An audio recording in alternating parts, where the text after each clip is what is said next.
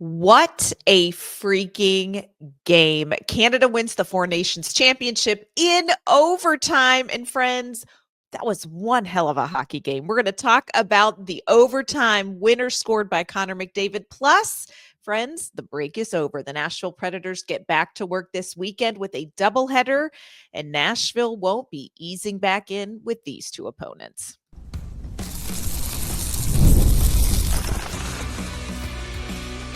You're Locked On Predators, your daily podcast on the Nashville Predators, part of the Locked On Podcast Network, your team every day. Welcome to this Friday edition of the Locked On Predators podcast. Thanks so much for making us your first listen of the day. We are your free daily Nashville Predators podcast. We're a part of the Locked On Podcast Network, your team every day. Want to kick off this? That's right. We made it. It's Friday episode, shouting out our Locked On Predators insiders and our everydayers who tune in to talk Nashville Predators hockey with us. I'm Ann Kimmel. I'm a writer and co-host with Penalty Box Radio. And my friends, I have a partner in crime. You do. I'm Emma Lingen, and I'm the Predators site editor and reporter for the Hockey News.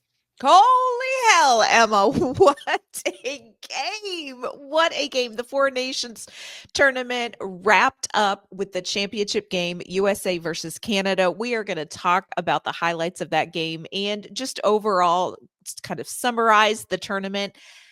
And somehow we're going to have to come down off that high, Emma, and we're going to have to talk about the Nashville Predators because they are getting ready to get back to it. It has been 13 days since they played a game, but friends, it feels like 84 years since they played with any consistency. They're going to get back in action with a weekend doubleheader. We're going to preview the games against Colorado and New Jersey, and we're going to tell you what has got to be different for this Predators team in the final stretch of the season. But before we get back to that, Emma, we're actually recording this shortly after the championship game wrapped up between USA and Canada. Canada won in overtime. If you didn't see the game, you're not going to be shocked to hear this. Connor McDavid scored the overtime winner to give Canada the win. Oh my God. Emma, I am still word searching for that game. I'm word searching to try to summarize what we just got to watch. Yeah, I mean, this was truly best on best hockey. I mean, the amount of descriptions you heard, from players who were in the game, comparing it to a game 7, saying it's even bigger than a game 7. I mean, there's the report from Emily Kaplan on ESPN that there are a lot of players playing through injuries and they could be unavailable to their teams now, which I'm sure the owners and GMs will love to hear that. But no, I mean, these guys were all in and this was such a big deal for them. And I think that, it was great. Of course, it came down to USA and Canada. We all kind of knew it would. And I think, and of course, it goes to overtime because why wouldn't it? Of course. And, they have the Stanley Cup final or the Stanley Cup playoff, rather, overtime rules. So it was full 20-minute periods, 5-on-5, first score wins. And of course, as you said, Connor McDavid. And I mean, just a thought. If I were playing for Team USA, which I'm not, so I'll just throw it out there. Maybe we don't leave the best player in the world wide open in the slot in overtime. Maybe we just don't do that. Maybe no. I mean, but it was still such a great game, on all sides, all the teams really, it was just really, really special and really impressive to watch. It was fantastic. Of course, you had your stars like, Connor McDavid scored, Nathan MacKinnon scored for Team Canada, but you also loved seeing like Brady Tkachuk. It was like Brady Tkachuk hit puberty, hockey puberty right before our very eyes. In this big game, he had a goal. But here's what I will say. We've talked about the tournament as it's gone on, and we've said, man, you got to hand it to the NHL because this has been a wild success. And I want to retract that. And this is what I want to say. you got to hand it to the coaches and the players who played in this tournament, because they all came in and decided, I'm not here for fun. I'm here to win. I'm here to prove that I am the best of the best. And I'm telling you, I sat there, and again, I go back to my one son who's not a huge hockey fan. I mean, blowing up my phone, saying, Mom, we're all sitting around watching the TV. What a great game. And, coming back after the game, like, so disappointed USA didn't win, but I think that's the best hockey I've ever seen. And I'm telling you, like, speed, skill, defensive play. It was such beautiful hockey. And it makes my eyes hurt a little bit to think about how little of that Nashville Predators fans have seen this season. But, oh, thank It was you. just it was such a good advertisement, if you're trying to grow the game, you talk about people like your son, people like my coworker who I talked about on the show. Just in general, so many people who don't normally watch hockey were watching this game and the tournament in general, but particularly this game. I mean, I have people, people who know what I do for a living coming up to me at the gym and talking about this game, things that they're like, yeah, I've never watched hockey before, but this is awesome. I'm like, yeah, it is awesome. And, it's such a great, advertisement for the game, for the sport, for the league.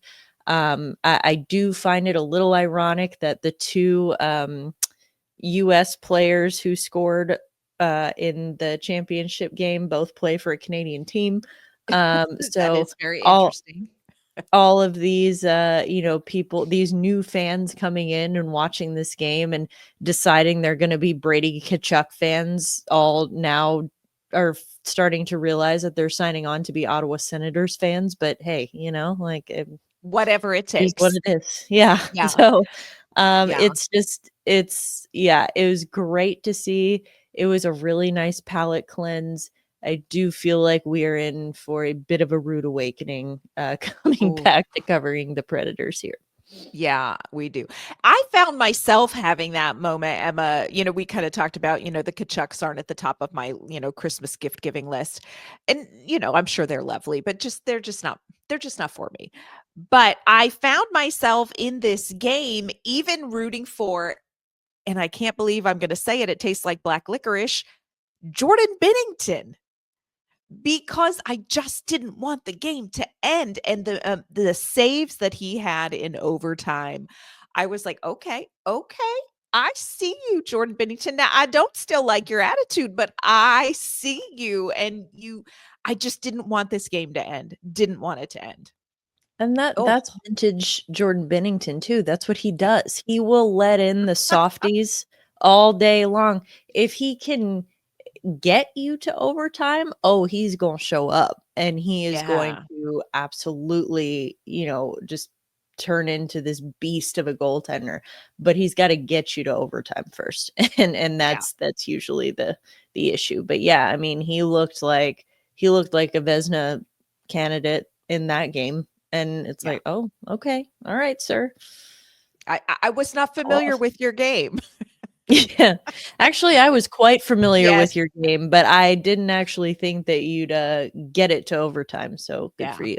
Yeah. My one question for you, Emma, and I wonder if amongst just the glory of the game that we've experienced, I wonder how much backlash do you think that the NHL is going to get from owners or from players? How are they going to respond to the injuries that occurred during Four Nations? I'm thinking of like Matthew Tkachuk. I'm thinking of Charlie McAvoy. I mean, do you think that there is going to be, I don't know whether we'll hear too much of it media-wise, but how do you think that's gonna play out for owners, for coaches, for these players who maybe, aren't gonna be able to play as much in the postseason because of this tournament?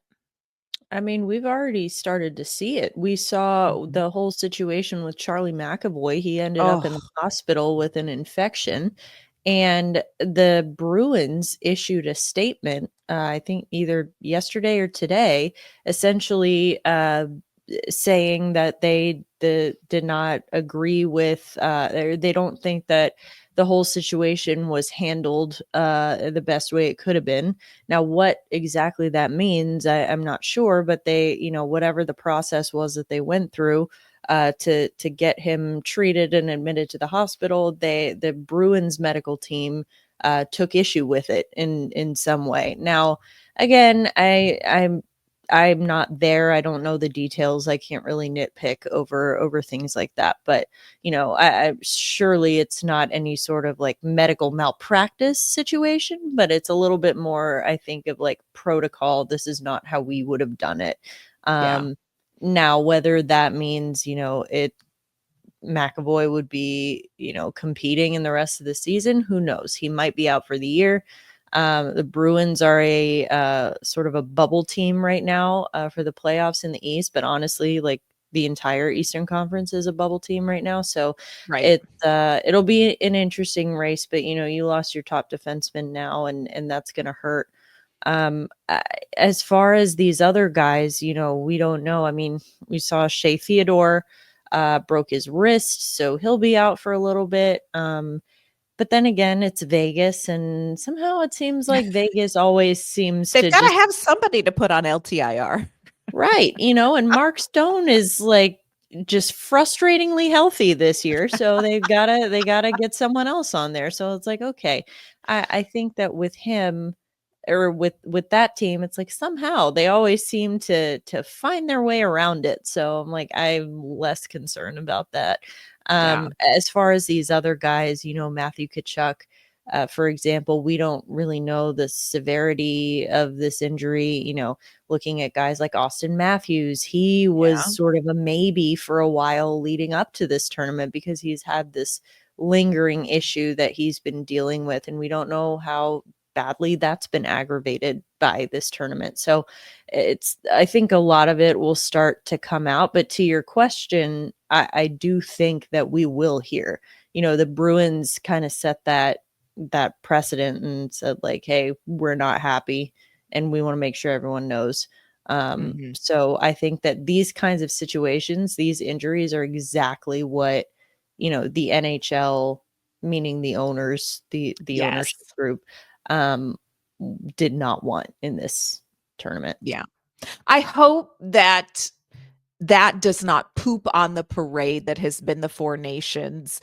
Because let's face it, as Nashville Predators fans, there's plenty of other things that can poop on our hockey high. Coming up, the focus does have to return back here to Nashville as the Predators get back to work after their 2-week break.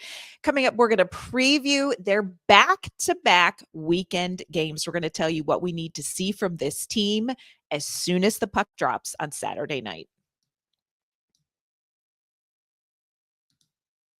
Today's episode is brought to you by our friends at FanDuel. When the game tips off, the NBA action is just getting started, and there's no better place to get in on it than FanDuel, America's #1 sportsbook. With FanDuel, you can place live bets throughout the game. So even if you miss the opening tip-off or you want to bet on a fourth quarter comeback, you can stay in the action. And if you're looking for a bigger payout, you can even combine your live bets into a same-game parlay. You'll love using FanDuel's live betting feature because it keeps every moment of the game exciting. Whether you're backing your team for a late game rally or you're picking a player to hit that clutch three, you'll never feel like you missed your chance. Plus, the app is so easy to use, and when you win, you get paid instantly.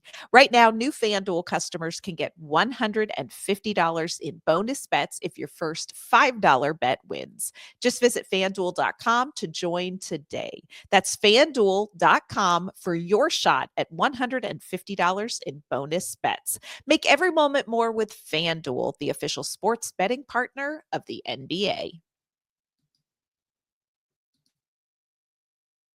Now, not all of our Nashville Predators Four Nations participants are returning home on that high.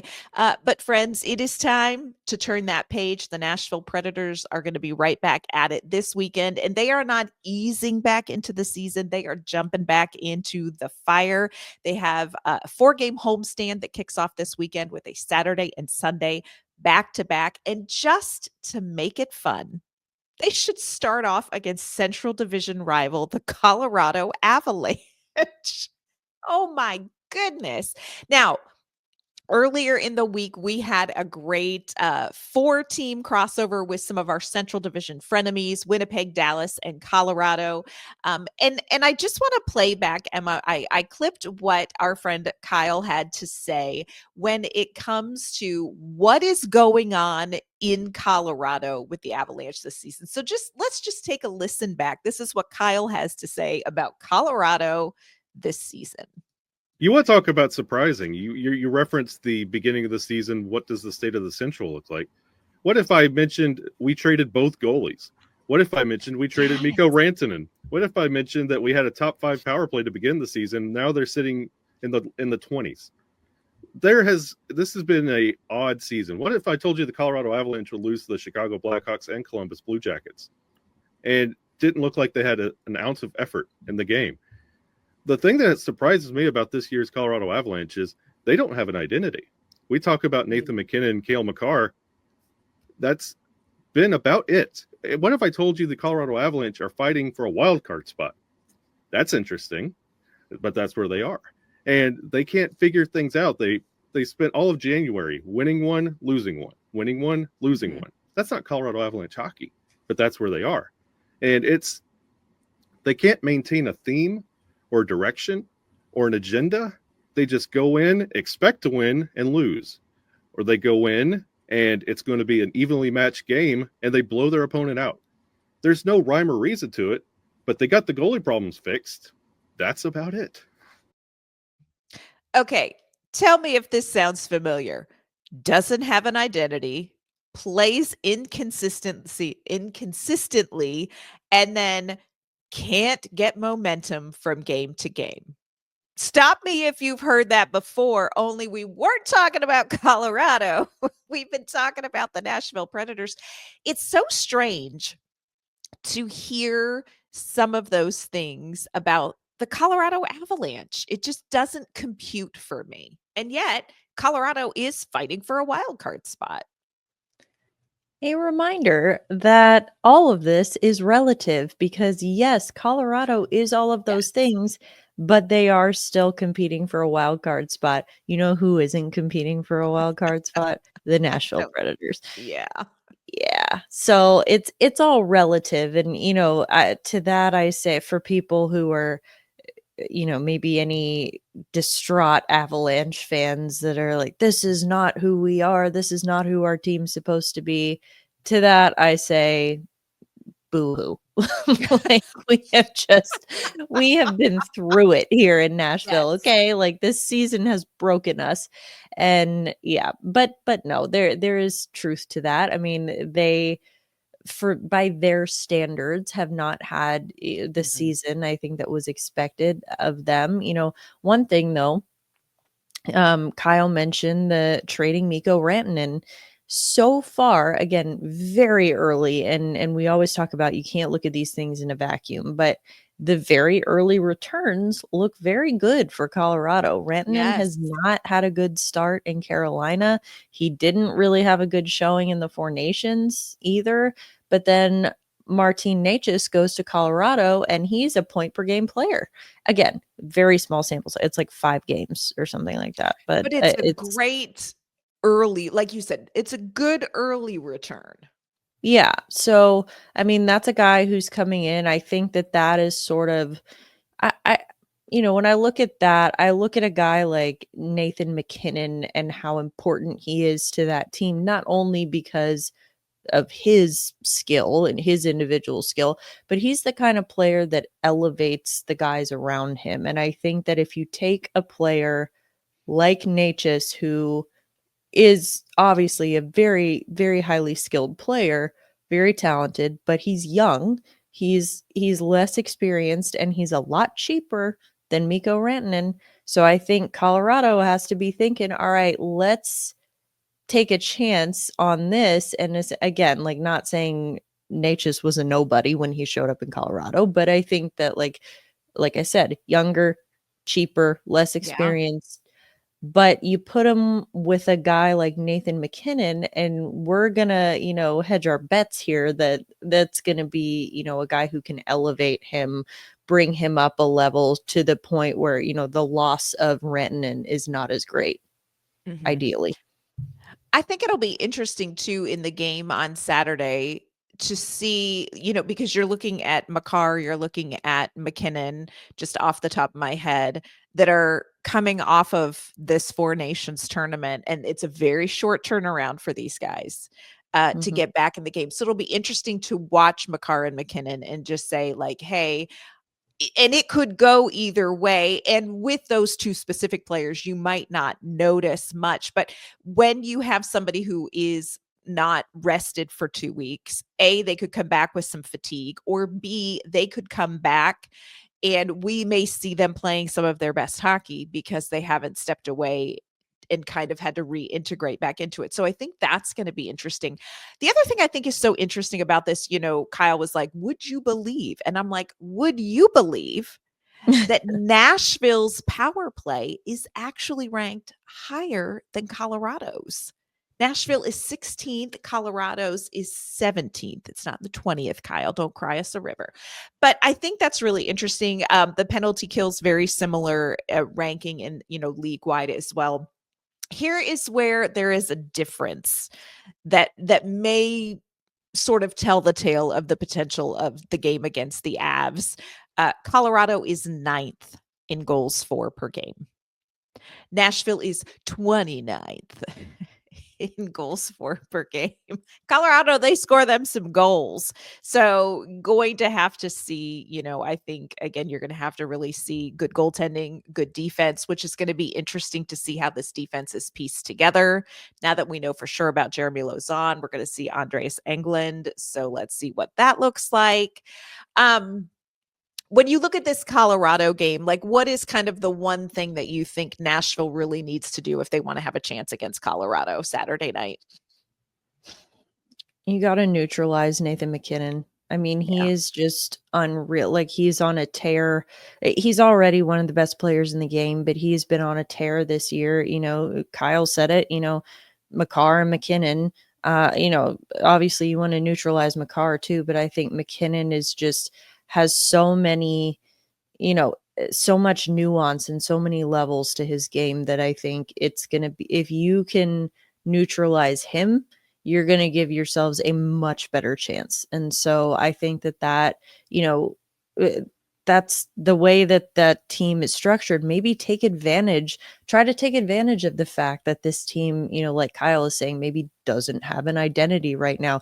They're pointing at Nathan MacKinnon and saying, he's our identity. That's our guy. And so I think that, if you can do what you can to kind of shut him down, it gotta be just responsible defensively. We've talked about this all year. It's been, you talk about scoring goals, and yes, that's a problem too, but like we've seen in little spurts that the goal scoring is there for Nashville. It's hasn't been there consistently, and that's a problem, but I think that it's there. We know it's there.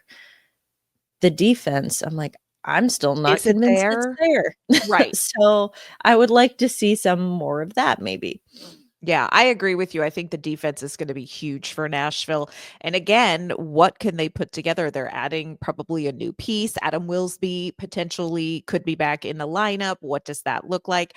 When it comes to goal scoring, Kyle talked about it. They have addressed their goaltending issues. They've got Mackenzie Blackwood, who has just decided that he is going to be fantastic. And do you vaguely remember Scott Wedgwood, who said that he liked my Texas tuxedo? Yes, they call them the lumberyard. Is that not the greatest? They call their goaltending situation, it's the lumberyard. I'm like, oh my gosh, with Blackwood, Wedgwood and Blackwood. I love it. I'm and like, it's so we great.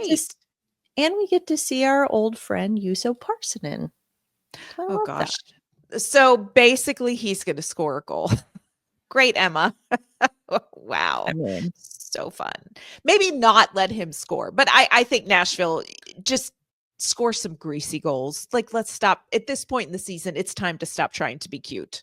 score some greasy goals. Coming up, Nashville's going to have to scrape off the rust, the dust, and whatever emotional baggage they collect on Saturday, because they're going to have to come right back to it on Sunday against the New Jersey Devils. Coming up, we're going to talk about that game.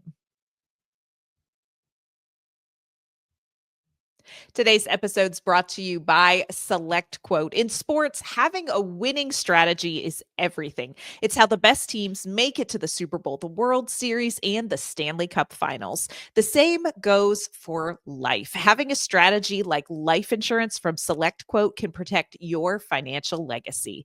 SelectQuote makes it easy to find the perfect life insurance policy. As one of America's leading insurance brokers with nearly 40 years of experience, they have helped over 2 million customers find $700 billion in coverage since 1985.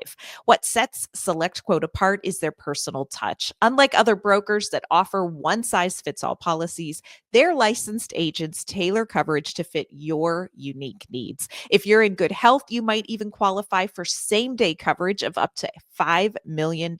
No medical exam required, and it's more affordable than you'd think. You can get up to $1 million in coverage for as little as $20 a month. Get the right life insurance for you for less at selectquote.com/LockedOnNHL. Again, go to selectquote.com/LockedOnNHL today to get started. SelectQuote, they shop, you save. All right, Emma, is if Saturday night, let's rephrase that, Saturday evening, I'm assuming 5:00 is evening. Yeah, it's a 5:00 puck drop on Saturday. Don't be like me and show up at 7 p.m. and wonder why the grilled cheese line is long and the game has already been played. So 5:00 puck drop. Saturday night, gonna turn around on Sunday and do it again. 5:00 puck drop against former home of Andrew Brunette, New Jersey Devils. I gotta tell you, it was because we don't see New Jersey that often. Sometimes when I look at this team, I'm like, oh, hell, New Jersey, very good on special teams. They are 4th on the power play. They are 3rd on the penalty kill. Oh, that just seems like a recipe for a great afternoon. Oof. Well, remember the last time the Predators played? They played in New Jersey. That was not good. It was not good early in the year. Scott Wedgwood was still a Predator at that point. That's how long ago that was. The good old days. Yeah, he probably should have started that game, but he didn't, and it went pretty poorly. But no, I think yes, New Jersey has, we talk about expectations. They have more or less had the season that was expected of them. This is a team that, was kind of rebuilding for a little bit. Kind of last year was the year that they were expected to really kind of take the next step towards contending. But then, of course, they got hit with a bunch of injuries and that, sort of fell by the wayside. But it was really, they got everyone back. They got them healthy this year now that they got their goaltending situation figured out, this was going to be the year. Well, it has been so far, but then they did kind of limp into this Four Nations break with some injuries. One of those goaltenders, Jacob Markstrom, is on IR. Their captain, Nico Hischier, is on IR, though he is slated to come back soon, sooner rather than later. We could see him in the lineup against Nashville. They've had Jonas Siegenthaler's been out as well on defense. So they've definitely been hit with not just, these are injuries to not just depth guys, but like key players. So, and they faltered a little bit heading into the break. They kind of went through a little bit of a skid there. So they'll definitely be looking to, kind of right the ship when they come out of this break here, hopefully with a healthy captain. And Jack Hughes coming back from the tournament. So I think that, they'll have, this is a team that still, yes, they're, one of the best teams in the East, but they still have a lot to play for right now. So this is going to be a hungry team that's looking for all the points when they can get them. It's so interesting. You mentioned, injuries with Markstrom, with Nico Hischier. Those are players that you really need to have. Markstrom has been really great for them this season. Okay, here is a stat that when I realized it, I triple checked it and I was like, "Oh crap, it's correct." Nico Hischier has as many power play goals as Roman Josi does. Just goals. Total goals. Ouch. Woof. Yeah. Oh, I y'all. mean, I'm pretty sure he scored. Well, I don't know if it was on the power play. I can't remember, but he definitely scored against Mhm. Nashville in Yeah. that last game. But yeah, he's such a exciting, dynamic forward for them, and he's a really good playmaker. But he can also finish those plays. Really good power play scorer, Yep. obviously, like you Yep. said. So he is a very important piece for this team. Like I said, last I saw, I think he was practicing with the team this week, so he is trending towards, potentially being available Mhm. this weekend. I believe they will also be on a back-to-back this weekend. I think they're playing Saturday in Dallas and then coming to Nashville Wow. Sunday. So Yeah. Okay. Well, and then you mentioned Jack Hughes. Can we just take a minute and just dream for a moment about how amazing it would feel to be a franchise that had a 23-year-old franchise changing center? Let's just take a minute and let's just settle into it's wow. also wild to me that he's still only 23. I feel like he's been around for a long time, but I know. I And at this point, why doesn't Nashville just try to trade for the family dog? Because a Hughes dog has got yeah. to be really good too. Like this Yeah. family is insane. They're insane. Yeah, Insane. like, do they have a cousin or like, a stepbrother or For something? I don't real. know, like, Who's the guy that mows their lawn? I'm interested yeah, in talking with him. yeah, yeah, That'd exactly. be great.